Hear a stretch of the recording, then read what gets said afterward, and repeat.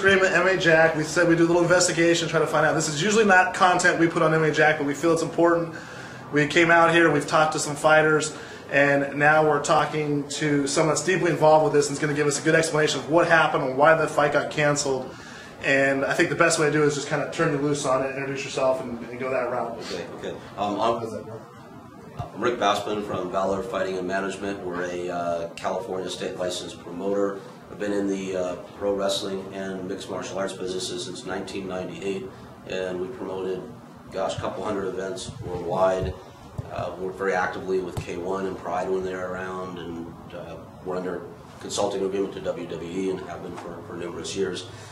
In any case, about 3 months ago or so, I first met Bruce Bellacci. He was promoting an event called Excess Fighting in Hollywood. And he hired a couple of fighters that we represent, Ruben Villarreal, Warpath, Marcus Gaines, Maverick Harvey, and almost Butterbean. Basically, the deal for Butterbean went a little south. Okay. And in my estimation, Bruce's organization kind of screwed that deal up. Butterbean decided not to fight, but that's right, other fights went on. My fighters got paid, everything seemed fine, kept the dialogue going with Bruce. Then about 8 weeks ago, he approached me and said, hey, I booked an event at San Diego Sports Arena for January the 12th, sorry, long day.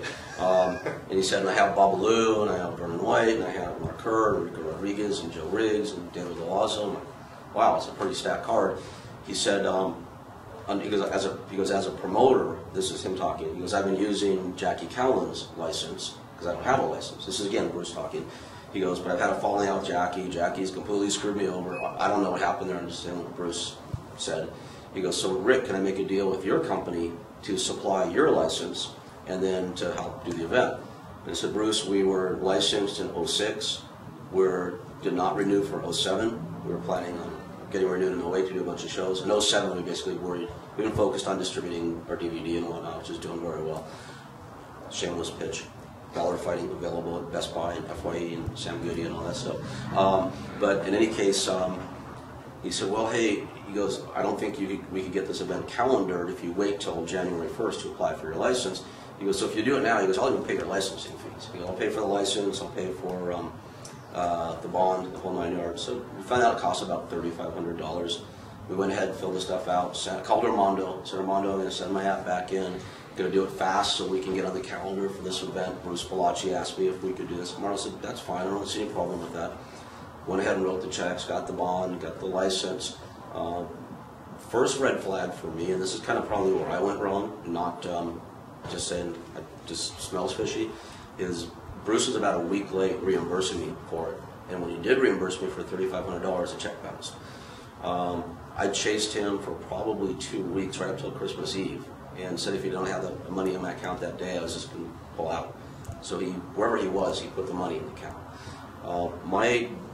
Our deal, Valor Fighting, with Bruce and WCO, was we were supplying the license, and then I was supplying my staff, who was with me for a long, long time, to do the TV production, the live production, and a bunch of the administrative stuff. My contract, or Valor's contract with WCO, sorry this is so long, don't we know the story. Valor's contract with WCO was very clearly stated that WCO/Bruce had 100% financial responsibility for every expense associated with the show, and it also very clearly absolved my organization of any financial liability. I have a copy of that contract. It's signed by Bruce, and I'd be happy to send that to you to take a look at it if you want to see it. Okay. So we made the deal. We moved forward. He owed us a deposit upon signing of $10,000. The $10,000 came 33 days late. He sung and danced the whole way. Again, maybe I'm dumb for not going, this doesn't look right, but I guess I was seduced by the guy. I don't know, and that's on me. That's my mistake. Eventually, he did clear the $10,000, so we're moving forward. A provision of our agreement, we added an amendment to the agreement, which I also have, and a whole series of text messages and emails from me and between Bruce and I to back this up, is he knew in black and white in no uncertain terms that on Friday morning, January the 11th, yesterday, at 9 a.m., he had to have funds liquid in my account that would cover all the fighters and the CSAC fees. And that was an agreement. Okay. Thursday, Melinda Ackerman from my office and Victoria Bellacci from Bruce's office, Bruce's wife, sat together over the phone created an Excel doc that showed all the fighters' purses, all the win bonuses, all the CSA fees, which is the stuff that I'm contractually obligated to pay by my state license. That's my responsibility financially by the state, although my contract with Bruce said he was paying all this stuff. It came out to $218,000 and change, which was the amount that Bruce was to put on deposit with me. All along, he said, no problem, we'll have it, no worries. They set up a meeting for me Thursday to go meet at a bank in San Diego. I actually have the bank stuff out in the lobby. To meet his partner, Brian Laney, this is Bruce's partner, and to meet a investment banker named Jim Miller. Then we went to the bank where Jim Miller banks at, and I met Brian and Jim for the first time. Both, in my opinion, very straight-laced, very conservative, very smart guys. I felt both were very trustworthy. I felt they both had good character. And what we did is we didn't like meet at the teller. We met in the bank president's office, who then brought us to the conference room, because this guy Jim Miller clearly was very connected there. We opened an account. They had me bring all my corporate articles, my tax ID number. So we opened an account at Jim Miller's bank in my company's name. And he said, asked how many checks I'd be writing. I said, probably 40, 45. He had them get me 45 checks. He and I were the signers on the account. He signed all 45 of them. He handed them to me. And I still have them in my possession. They're out there in the lobby with me. And then at 9 a.m. the next morning, he was going to have money transferred from one of his accounts into our new account. And then they were going to call and give me confirmation that we were good to go. Now, during this meeting, I really liked these guys, Jim and Brian. We just started talking business and we got along. And then, Jim, during the course of the meeting, said, I understand the risks associated with anything. He goes, but I feel really good about, he goes, you always know going in you could lose everything. He goes, I feel really good about this event. He goes, like the sales are great. And he pointed towards this folder. And I go, what's that? He goes, oh, it's a Ticketmaster report. And I said, oh, can I see it? Because Bruce from day one, the first day the event went on sale, Bruce was like, hey, we sold 800 seats. And I'm like, wow. I've been doing this for a long time, and I've never want to show that, unless you're UFC or WWE, right, or Scott Coker in San Jose, right, you just don't have sales like that. Right. And then it was like, hey, now we're at 1,000, now the floor is sold out, and 3,000. Wow. And all my staff's like, that sounds crazy, but that's great. We're going to be associated with a good event. We know Bruce is a good promoter. He's hitting beat in the streets, and there's a lot of media. So maybe he caught the public's fancy, and we're in good shape here. Or he's in good shape. I didn't have a piece of the event, which is fine. And anyway, back to this guy Jim Miller's office. So he shows me the Ticketmaster report, and Ticketmaster reports are also on Excel grids. And it's like just a little technical difficulties. Sorry. That's all right. That's no noise. That's all right. So Ticketmaster report is, X amount of seats at X dollars equals this much, and it totaled up to almost 7,000 seats and like $230,000. I'm like, wow. And I looked at it, and it just seemed like it was excessive to me. And it was an email that was forwarded to Jim by Bruce, and I saw from Bruce at WCOfighting.com on top of the email, and it kind of raised a red flag with me. I felt kind of weird about it. Left the meeting, and I called Brian, who I just met. There's his partner, and I said, Brian, it's not really a place to say anything, but I go, those numbers look weird, man. I go, you may want to verify that. He goes, no, he goes, everything's fine. And that was kind of that. So 9 a.m. the next morning, 9:01 exactly, because I looked on my cell phone, Brian called me, which was a minute after the money's supposed to be in my account. I was about to call them. And he goes, Rick, he goes, I have, I'm sorry, I need to back up. After I talked to Brian about the Ticketmaster report, I called Bruce.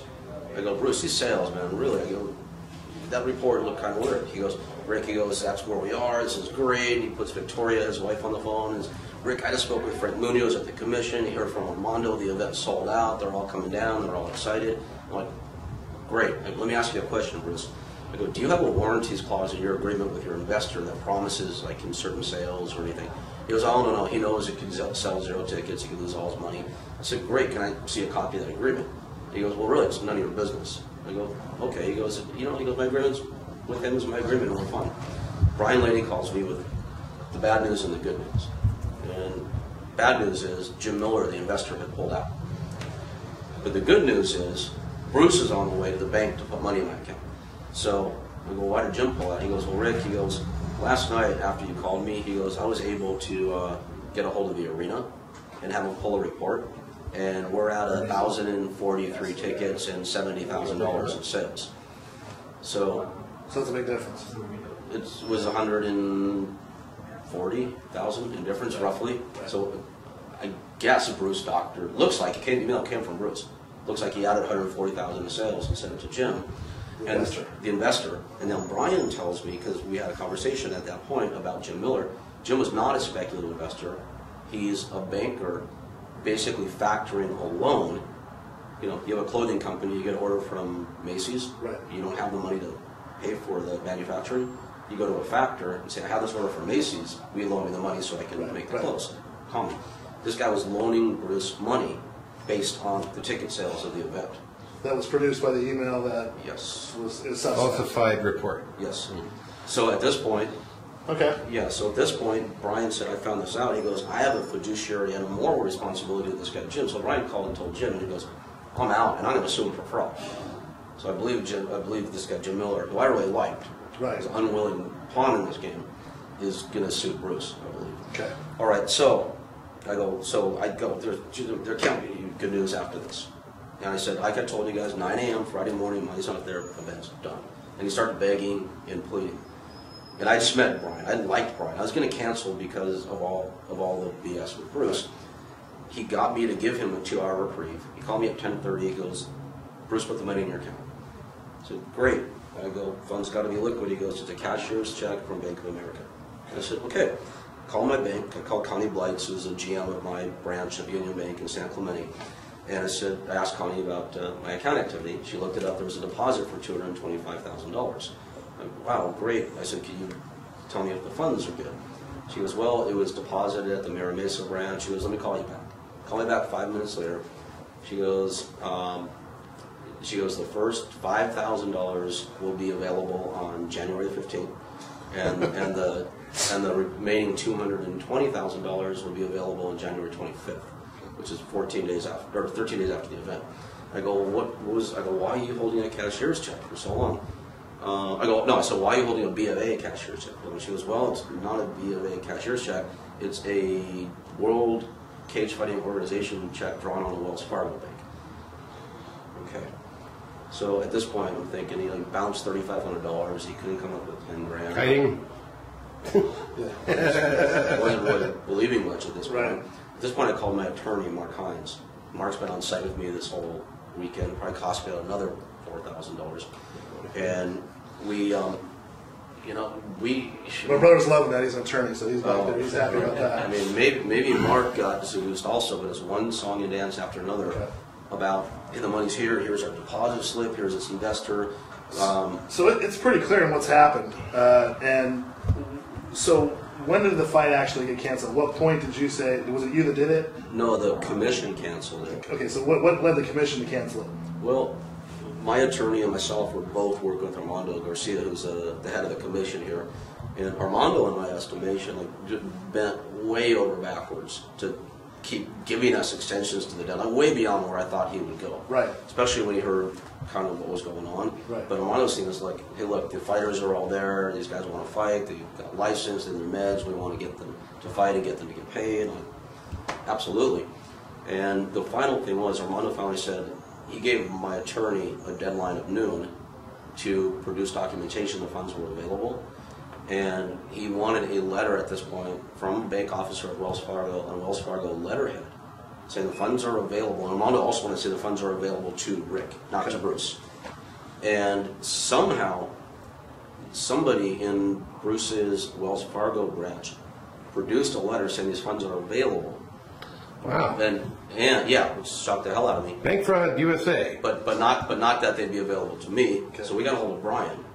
We drove down to the bank with myself and Brian. We brought Kupaheo with us because at this point I told the fighters what's going on and I wanted to know what's going on. Right. So I wanted him to be able to report back to me. We go there and the idea is my attorney got Bruce and Brian, because they're the signers on the account, to agree to add me to the account, take themselves off of the account so I would control the funds. At which point we call Armando and say, all done. Got to the bank, found out the funds were not available, and they would not be available until Tuesday. My bank just put a long hold on it. But they could not verify at that branch what form the deposit was actually put in the account. So they don't know, even on Tuesday when they're supposed to be available, if the deposit instrument was cashable, if that's our negotiable, whatever the word is. Anyway, at that point, Armando signal, and that's that. Okay, that's what we got canceled? Yep, and I just came back here and Paid the... I'm writing like $40,000 checks. We're going to feature you on an inside edition. This will help evil people from coming. Well, the good news is though through all this is that on this is the real story, the truth, and that's I think that's the most important thing for our MMA Jacked members and people that are coming on is you might hear different stuff out there, different twists, but I think it was a long story, and if you paid attention, I understand it completely now. It makes sense. So I really appreciate that explanation. Yeah, I'm sorry for the long explanation, but I didn't know how to really condense it. It's good to cover your bases, and we appreciate it. This is a first for all MMA. To see what happens and then get rid of a lot of the speculation. Well, and people write stuff on forums, and this is the real truth. So kind of the same thing happened in Connecticut a few weeks ago, or a few months ago, back in August.